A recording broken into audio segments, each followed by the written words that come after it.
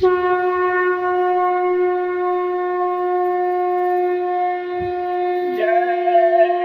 गुरुदेव, जय गुरुदेव। सम्मान करता कौन खरा? अंडा मछली मांस शराब, दिया फकीरों ने संकेत, कब्रिस्तान नहीं है पेट।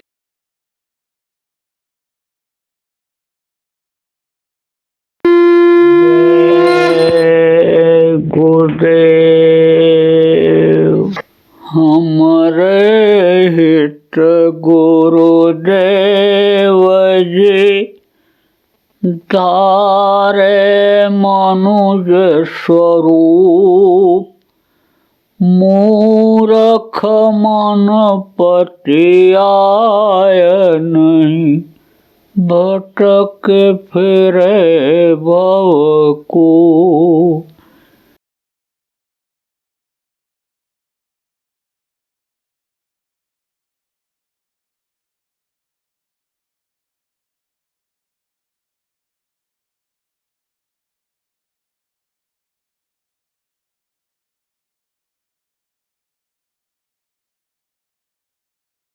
जय गुरुदेव।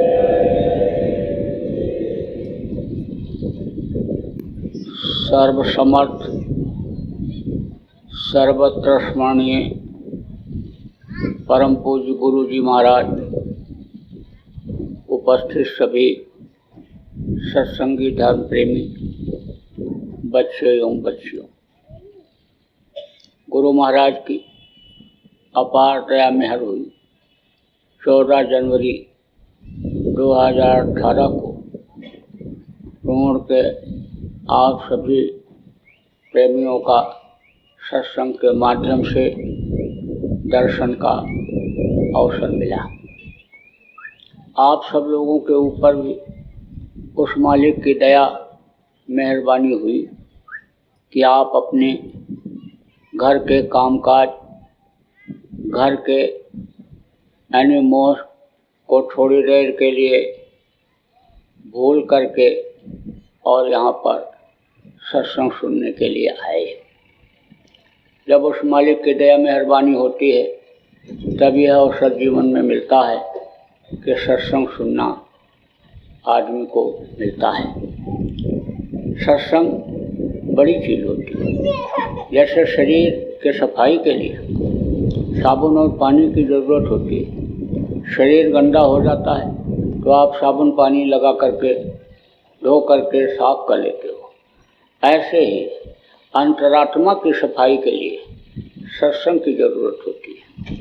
जब से सत्संग मिलना लोगों को बंद हुआ तब से लोगों का अंतरात्मा साफ नहीं हो रहा है। अंतरात्मा गंदा होता चला जा रहा है।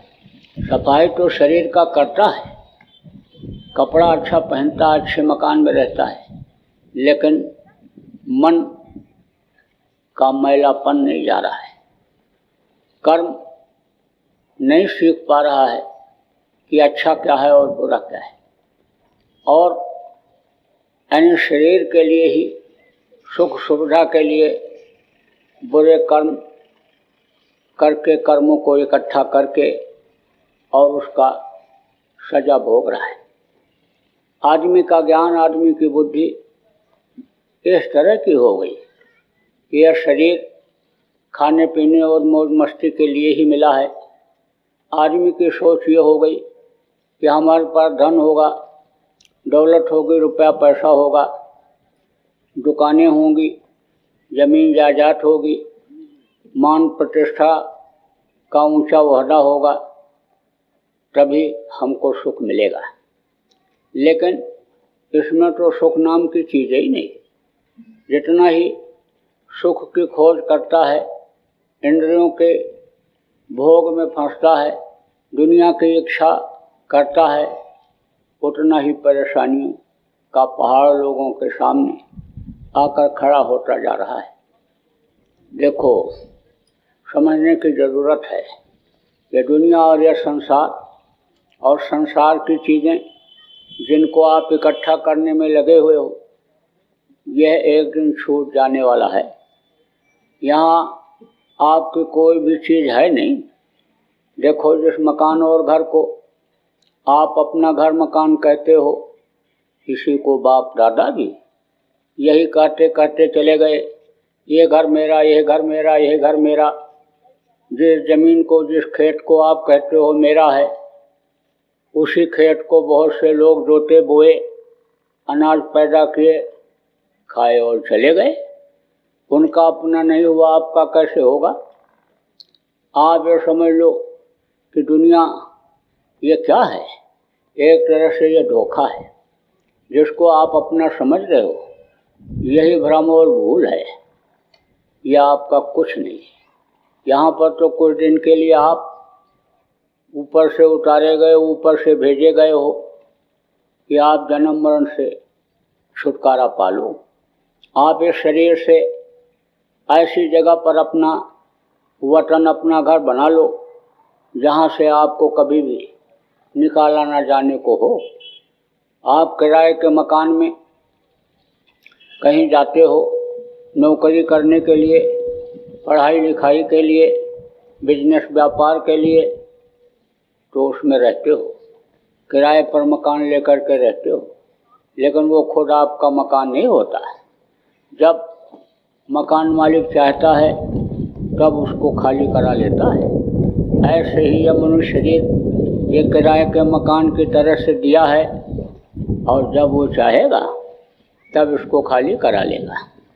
आपके चाहते हुए भी आप इसको रोक नहीं पाओगे। यह धड़ाम से गिरेगा, जीवात्मा निकलेगी और इसको लोग मिट्टी कहने लगे।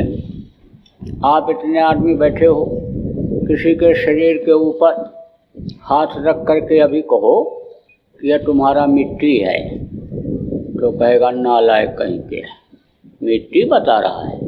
ये हीरा जैसी काया, ये देव दुर्लभ शरीर, और उसको ये मिट्टी बता रहा है। दिखाई नहीं पड़ता, मोतियाबिंद हो गया आँख में, बताओ इसको मिट्टी कह रहा है। लेकिन प्राण निकलने के बाद सबके शरीर को लोग मिट्टी ही कहते हैं। चाहे राजा का शरीर हो, चाहे महाराजा का शरीर हो, चाहे सेठ साहूकार का शरीर हो, सबके शरीर को लोग मिट्टी कहकर और ले जा करके दफना देते हैं। यानी करते वही। अब ये जरूर है कि कोई राजा महाराजा सेठ साहूकार है, उसके साथ 1500 आदमी शमशान घाट तक चले गए, चंदन के चिता बना करके उसमें जलाया गया। कोई गरीब आदमी है, 10-20 लोग साथ गए, इधर उधर से लकड़ी इकट्ठा किया, चंदा लगा करके और जला करके राख कर दिया। लेकिन जलता सबका शरीर है, नंगे ही सब पैदा होते हैं। कोई राजा महाराजा ताज लगा करके या कोई अचकन कोट पहन करके पैदा हुआ? अरे भाई, एक ही तरह से सब पैदा होते नंगे, और नंगे करके ही वहाँ भेजा जाता है। तो अब आप इस बात को समझो कि यह सब यहाँ छूटने वाली चीज़ है। लेकिन आदमी का भ्रम और भूल यह बन गया कि हम अगर नहीं करेंगे तो हमारा नुकसान हो जाएगा। कहा गया ना, हानि लाभ जीवन मरण, यश अपयश विधि हाथ। विधि किसको कहा गया? जिसने ये दुनिया बनाया, जिसने ये शरीर बनाया, उसके हाथ में है। यानी नुकसान और फायदा उसके हाथ में। नियत कहते हैं कि दुरुस्त रखो, नियत सही रहेगी तो बरकत होगी। देखो, झूठ फरेब करके जो कमाई कर लेते हैं, कुछ दिन के लिए उनके पास दिखाई पड़ता है। जो मार करके, काट करके, लूट करके लाते हैं, कुछ समय के लिए उनके हाथ में रहता है। लेकिन एक दिन जुआ में जीत करके आए लेकर के, और दूसरे दिन सब चला जाता है। चोर को देखो, चोरी करके लाता है, रुपया पैसा एक दिन हाथ में रहता है, लेकिन फिर उसका उड़ जाता, ख़त्म हो जाता, कहाँ जाता है उसको यही नहीं पता है। तो जो मेहनत और ईमानदारी की कमाई करके इकट्ठा किया जाता है, उसमें तो बरकत होती है, सुकून मिलता है, शांति मिलती है। मोटी बात आप ये समझो कि जैसे घर का नियम होता है, आपके जात बिरादरी का नियम है। जैसे देश का नियम है, ऐसे ही राज्य का नियम हुआ करता था। जब राजतंत्र था, राजा लोग थे, तो एक राज्य का यह नियम था कि 1 साल तक वहाँ राजा को रखते थे, और जैसे 1 साल पूरा होता है, राजा को गद्दी से उतार करके राज्य के बाहर एक नदी थी, और नदी के उस पार जंगल था, उसी जंगल में ले जा करके छोड़ाया करते थे। अब जंगल में शेर और चीते रहते थे, भालू रहते थे, राजा को खा जाते थे। तमाम हड्डियाँ वहाँ इकट्ठा हो गई, कितने राजाओं की हड्डी इकट्ठा हो गई, उन लोगों ने खाया, और जो बचा वो वहीं पर पड़ा रह गया। तो एक आ गया चतुर राजा, होशियार, समझदार, बुद्धिमान जिसको कहते हैं, सोच विचार वाला, समझदार। तो उसने क्या किया कि प्रजा को बुलाया और कहा, ये बताओ कि तुम लोग मेरा कहना मानोगे? उसने कहा 1 साल तक मानेंगे। 1 साल जैसे पूरा होगा वैसे आपका कोई कहना नहीं मानने का, आपको गद्दी से उतार करके और नदी के उस पार छोड़ाएंगे। राजा ने कहा तब तक तो बहुत काम हो जाएगा। मंत्री को बुलाया और कहा, इनको प्रजा को ले जाओ और नदी के उस पार जितना भी जंगल है वो सब कटवा दो, और कारीगर ले जाओ, वहाँ एक महल बनवा दो, इसी तरह का दुकानें बनवा दो, लोगों के रहने के लिए मकान बनवा दो, कुछ कल कारखाने इधर से ले जाओ वहाँ लगा दो, मजदूरों को ले जाओ मजदूरी में लगा दो, खेती करने वालों को ले जाओ वहाँ खेती के काम में लगा दो। इसी तरह का एक राज्य वहाँ भी बना दो, कायम कर दो। यह कार्रवाई 6 महीने में पूरी हो गई। अब राजा निश्चिंत होकर के बैठ गया। जब 1 साल पूरा हुआ तो प्रजा ने राजा को गद्दी से उतारा इज्जत के साथ और ले जा कर के नदी के उस पार छोड़ दिया। अब तो उधर जंगल था नहीं, और राजा इधर से गया और वहाँ महल में रहने लग गया, और प्रजा इसी तरह की उधर भी, वहाँ वो हुकूमत करने लग गया, वहाँ का वो राजा हो गया। ऐसे ही कुछ दिन के लिए आपको यहाँ भेजा गया है, और अगर आप अपने इस शरीर के इज्जत के लिए, इसको बलवान तंदुरुस्त बनाने के लिए कमाने खाने में अगर लगे रह गए तो कहा गया है कि अंत दुखदाई, आखिर में बड़ी तकलीफ होगी। देखो बहुत से लोगों के मरने में देखो कितनी तकलीफ होती है, हाथ पैर पटकते हैं। उस वक्त पर जब मार पड़ती है यमराज के दूतों की तो जबान जल्दी नहीं खुलती है, टुटली जबान में चिल्लाता है। उस वक्त पर कोई मददगार होता है? इस समय अगर किसी को कोई तकलीफ हो जाए, आप चिल्लाओ तो सब दौड़ पड़ेंगे कि भाई इनकी मदद करो, और मदद कर देंगे आपकी। बीमार हो जाओ, बीमार से तकलीफ हो जाए तो आपका इलाज करा देंगे। आपको कोई तंग तराश कर रहा, परेशान कर रहा है तो उसको समझा देंगे, मार पीट के हटा देंगे, तकलीफ से छुटकारा दिला देंगे। लेकिन आखिरी वक्त पर जब यमराज के दूतों की मार पड़ती है तो उनको कोई देख ही नहीं पाता, इन बाहरी आँखों से उनको देखा नहीं जा सकता, तो उस तकलीफ से अन्य कोई छुटकारा नहीं दिला सकता है। जवान लड़का खड़ा रहता, रिश्तेदार खड़े रहते, पड़ोस के लोग खड़े रहते, अच्छे अच्छे डॉक्टर वैद्य हकीम खड़े रहते, वो भी फेल माने जाते हैं। कहते हैं देखो नींद का कितना तेज इंजेक्शन लगा दिया, दर्द का कितना तेज इंजेक्शन लगा दिया, लेकिन इनका दर्द नहीं ठीक हो रहा है, तो वहाँ पर वो भी अपनी हार मान लेते हैं, पूरी ताकत लगाते हैं मरीजों को बचाने के लिए। क्योंकि डॉक्टरों को ये पढ़ाया जाता है कि हिम्मत मत हारना, आखिरी वक्त तक लड़ाई जारी रखना। जब देख लेते हैं कि शरीर का साफ सिस्टम अब जवाब देने लग गया, तब डॉक्टर लोग कहते हैं कि ले जाओ अब इनकी सेवा करो और भगवान को याद करो। उस समय उनको भी भगवान याद आ जाता है, नास्तिक लोगों को भी भगवान याद आ जाता है। तो अब आप ये समझो कि आखिरी वक्त पर यमराज के दूत मार मार करके, काट काट करके, यानी झुलसा करके, हथौड़ी मुगदर से कूट करके इस जीवात्मा को निकालते हैं। अब जीवात्मा किसको कहते हैं? आप जो पहली बार आए हो, नए लोग हो, जीवात्मा को समझोगे, क्योंकि जीवात्मा परमात्मा के बारे में आपको लोगों ने कथा में, प्रवचन में, भागवत में सुनाया नहीं होगा, क्योंकि जिसकी जहाँ तक की जानकारी होती है वहीं तक की वो बात बताता है। तो अब आप ये समझो कि जीवात्मा अलग है, परमात्मा की ये अंश है, परमात्मा अलग है, देवी देवता अलग हैं, और समझ लो स्वर्ग वैकुंठ अलग है, ब्रह्म पार्वण लोक अलग है, और सतलोक अलग है। जहाँ आपका घर, जहाँ आपका देश, और जहाँ से आप नीचे उतारे गए वो चीज़ अलग है। तो अब जीवात्मा क्या चीज़ है ये मैं आपको बतलाता हूँ। आप बैठे हुए हो, अभी कोई सुई चुभो दे या छुरी आपके बदन में चुभो दे तो दर्द होगा, चिल्लाओगे, और जीवात्मा निकल गई तो इसको काट डालो, हड्डी हड्डी काट दो, मांस काट के अलग कर दो, खाल अगर उतार दो, कुछ नहीं पता चलेगा। तो ये जो गर्मी ठंडी, ये जो ज्ञान बुद्धि और यह अज्ञानता, ये सब जो कुछ है वो सब अनुभव जीवात्मा से होता है। तो ये जीवात्मा एक दिन निकाल दी जानी होती है सबकी। इस मृत्युलोक में जितने भी लोग आए सबकी जीवात्मा अन्य शरीर से निकाली गई, कुछ की निकाली गई, कुछ ने अपने आप निकाल लिया। जो संत होते हैं जब उनकी इच्छा होती है तब शरीर को छोड़ देते हैं और प्राण को प्राण के भंडार में ले जा करके छोड़ करके और ऊपर निकल जाते हैं, सतलोक में निकल जाते हैं।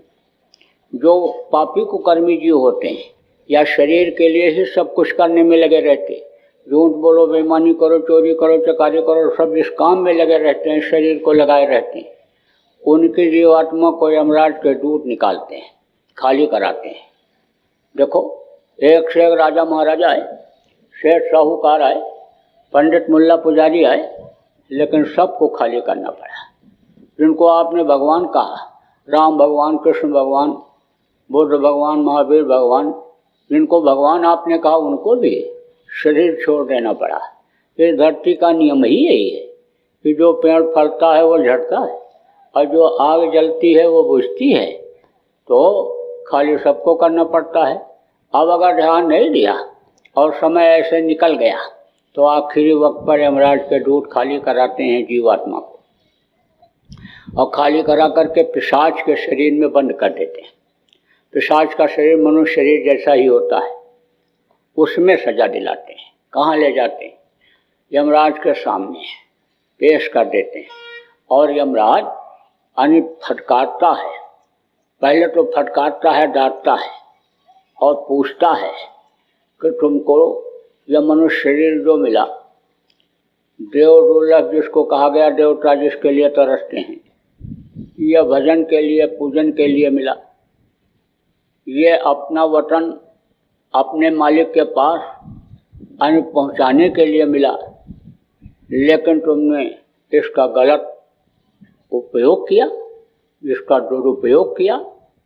जो पैर अच्छे काम के लिए जाने के लिए दिया गया उससे तुम बुरे काम के लिए गए, हाथ से बुरा किया, आँख से बुरा देखा, कान से बुरा सुना, तुमने तो बुराइयों में ही सारा जीवन बिता लिया। जो मंदिर तुमको दिया गया, इस मंदिर को तुमने गंदा किया, मांस खाया, मछली खाया, अंडा खाया, शराब पिया, ताड़ी अफीम का सेवन किया। जो मंदिर भगवान के भजन के लिए तुमको मिला उसको तुमने चोरी व्यभिचार गलत काम में इस्तेमाल किया, तो अब तो तुमको सजा मिलेगी। क्यों किया तुमने ऐसा? तो उस वक्त पर तो भूल जाता है वो। आप देखो, आदमी की बोलने की आदत होती है। परसों किया कल भूल गए, कल किया आज भूल गए, और आज कर रहे हो कल भूल जाओ, तो ये जाता है भूल जाता है आदमी को। जब भूल जाता है तभी फिर अन्य अपने आदतों बस उस काम को करने लग जाता है। अभी आपको समझाया जा रहा है, बताया जा रहा है, ज्ञान कराया जा रहा है कि सच्चाई ही सबसे बड़ा धर्म है। अहिंसा अन्य जीवों पर दया करना धर्म है। परोपकार धर्म है, एक दूसरे की मदद करने, सेवा करना धर्म है। इस धर्म को अपना लो। अपने शरीर के लिए ही सब कुछ न करो, कुछ अपने आत्मा के लिए भी करो। अरे भाई, ये घर जब छूट जाने को है तो तुम अपना घर कुछ वहाँ भी बनाओ जहाँ ये शरीर छोड़ करके जाना है। यह सब बातें बताई जा रही हैं। आपको बुराइयों को छुड़ाया जा रहा है, बुरा अच्छे का ज्ञान कराया जा रहा है। आप इस समय तो कहते हो भाई ठीक है, हमारे अंदर जो गलती है, जो कमी है, उसको हम छोड़ देंगे, हम अच्छाई को अपना लेंगे। लेकिन यहाँ से जब जाओगे तो मन फिर नहीं मानेगा, क्योंकि जबान का जो स्वाद लगा हुआ है, नब्या जिभ्या का जो स्वाद लगा हुआ है, उस स्वाद के अंतर्गत आप फिर उसी में फंस जाओगे। तो इसको जब भूल जाओगे तभी तो उसको आप अपना लोगे। लेकिन अगर आप याद रखोगे, संकल्प बना लोगे, तो फिर बुराई से दूर हो जाओगे। तो आदमी का संकल्प बन नहीं पाता है, बोलने की प्रवृत्ति होती है और उसको भूल जाता है। तो उस समय पर तो यह सब भूल जाता है। और जैसे मार पड़ने लगती है यमदूतों की, तैसे वो सब भूलने ही लग जाता है, दुनिया को भूलने लग जाता है। बस यही सोचता है कि कैसे जान बचे, किस तरह से इनसे छुटकारा मिले। तो जैसे कहते हैं कि जो घबरा जाता है वो जल्दी कुछ बोल नहीं पाता, जब डर जाता है तो जल्दी कुछ बोल नहीं पाता। लेकिन जब बार बार वो फटकारते हैं, डांटते हैं, तब सफाई पेश करता है कि हमको किसी ने बताया नहीं, समझाया नहीं। अब आपको समझाया बताया जा रहा है, ये बात आप ये समझ लो कि आपको जो समझाया बताया जा रहा है, अभी आपने अगर ध्यान नहीं दिया और आपने इनकार किया जा कर के वहाँ शरीर छोड़ने के बाद, तो वो तो दिखा देगा, फोटो लगा हुआ रहेगा, फोटो ऐसे लगा रहेगा, इसी तरह मंच बना रहेगा, इसी तरह से लोग बैठे हुए रहेंगे और इसी आवाज़ में वो सुनवा देगा कि देखो इन्होंने तुमको समझाया था, बताया था, तुम नहीं माने। देखो यह आपका किसी का यानी जो ये सोचो कि जो मैं कर रहा हूँ उसको कोई देख नहीं रहा है, तो ये सबसे बड़ा भ्रम और भूल है। जिसको आप नहीं देख पा रहे हो, यानी वो आपका सब बचपन से लेकर के और अब तक का यानी देखता रहा है, और आगे जो करोगे वो भी देखता रहेगा। उसके सामने कोई चीज़ यानी छिपी नहीं रहती। कहता ना साजन से चोरी नहीं चली। वो जितनी भी अच्छाई और बुराई है वो सब टेप करवा लेता है और बस उसी आधार पर सजा बोल देता है यमराज, ले जाओ नरकों में डाल दो इनको, काटो, सड़ाओ, गलाओ, तपाओ, कितना भी चिल्लाओ, कोई सुनवाई होने वाली नहीं। यहाँ तो माफ़ी मिल जाती है, यहाँ तो शोर सिफारिश लग जाती है, यहाँ तो बढ़िया वकील आप रख लो तो हाई कोर्ट, सुप्रीम कोर्ट से मुकदमा जीत करके आ जाते हो। लेकिन वहाँ तो न तो कोई वकील मिलता है और न कोई सिफारिश सुनने वाला जज मिलता है, न कोई भाई बिरादरी का आदमी मिलता है, न कोई समझ लो कि आपका यानी इस देश का कोई सामान या कोई भी हथियार यानी वहाँ आपके काम आता है। वहाँ कोई काम किसी के आने वाला होते नहीं। यहाँ की चीज़ें वहाँ जा ही नहीं सकती हैं। तो अब आप ये समझो कि नरकों में सज़ा भोगनी पड़ जाती है, बहुत मार पड़ती है। आप ये समझ लो कि काटते हैं फिर जोड़ते हैं, फिर काटते फिर जोड़ते हैं, ऐसे हाथ पकड़ करके और ऐसे फेंक देते हैं। हाथ तो उनके हाथ में रह जाता है और धड़ उधड़ पड़ा रहता है, हाथ उखड़ जाता है और उखाड़ने के बाद फिर लगाते ही फिर जुड़ जाता है और फिर पकड़ करके फिर खींचते हैं और फिर फेंकते हैं, पैर पकड़ कर फेंक देते हैं, पैर उखड़ जाता है और उसके बाद फिर जमा देते हैं और फिर उसके बाद फिर फेंकते हैं। आपका हाथ यहाँ से काट दिया जाए, उंगली काटोगे दर्द नहीं होगा, लेकिन जोड़ दिया जाए फिर काटा जाए तो उतना ही दर्द फिर होता है। तो काटते हैं फिर जोड़ते हैं, फिर काटते हैं फिर जोड़ते हैं, क्योंकि सज़ा भोगने के लिए ही वहाँ भेजा जाता है। तो बहुत दिन तक वहाँ मार पड़ती रहती है।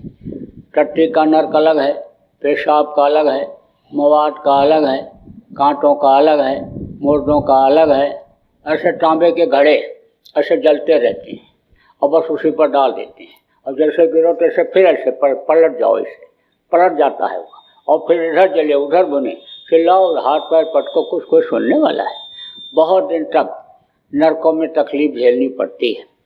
देखो, बिजली गुल हो जाए और बंद कमरे में आप बैठे हो, थोड़ी देर बिजली गुल हो जाए है तो बाहर निकलोगे, कहोगे इतनी देर नर्क हो गया। अब आप सोचो थोड़ी सी तकलीफ हो जाती है, कहते हो नर्क हो गया। नर्क अभी आपने देखा कहाँ कि नर्क कैसा होता है? अरे भाई, नर्क देखने वाला अगर यहाँ आकर के नर्क का बयान करने लग जाए और वो अपनी तकलीफ को दिखाने लग जाए तो आप ये समझ लो आपके रोंगटे खड़े हो जाएंगे। अब आप ये समझो कि कर्मों की सजा नरकों में तो भोगनी ही पड़ती। अब किसी संत सद्गुरु की दया हो जाए और वो अपने अच्छे कर्मों में से कुछ उनको दे दें, तब तो छुटकारा मिल सकता है, और नहीं तो जितना समय तक उसमें कर्म की सजा भोगनी है भोगना ही पड़ता है। उसके बाद से फिर वहाँ से जब छुटकारा मिलता है तो कीड़ा के शरीर में, मकोड़ों के शरीर में, सांप गोजर बिच्छू के शरीर में यही जीवात्मा बंद कर दी जाती है। अब जान बचाते फिरो। आप इतने आदमी बैठे हो, एक सांप अगर उधर से आता हुआ दिखाई पड़े तो एक आदमी यहाँ नहीं रुकोगे, सब भगोगे।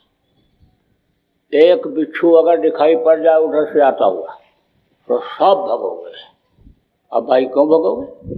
मालूम है कि इनके अंदर जहर है और ये काट लेंगे तो हम परेशान हो जाएंगे, हमारे शरीर के अंदर भी जहर फैल जाएगा, इसलिए आप भगोगे, उनसे जान बचाओगे।